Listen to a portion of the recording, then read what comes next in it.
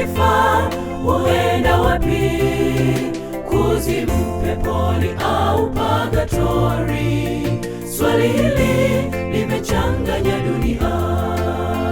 Watu wengi huuliza, mtu akifa huenda wapi? Kuzimu, peponi au pagatori? Swali hili limechanganya dunia. Maandiko yasema mtu akifa ni sawa na wanyama wanavyokufa. Tofauti ni binadamu husubiri ufufuo kwenda mbinguni au motoni. Maandiko yasema mtu akifa ni sawa na wanyama wanavyokufa. Tofauti ni binadamu husubiri ufufuo kwenda mbinguni au motoni.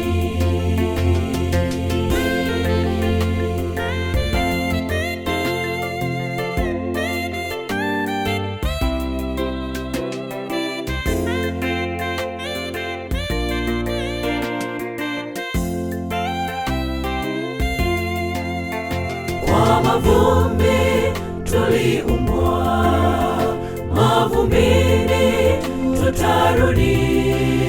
Pumzi ya Bwana ikitutoweka, hatutajua neno lolote. Kwa mavumbi tuliumbwa, mavumbini tutarudi. Pumzi ya Bwana ikitutoweka, hatutajua neno lolote. Maandiko yasema mtu akifa ni sawa na wanyama wanavyokufa. Tofauti ni binadamu husubiri ufufuo kwenda mbinguni au motoni. Maandiko yasema mtu akifa ni sawa na wanyama wanavyokufa.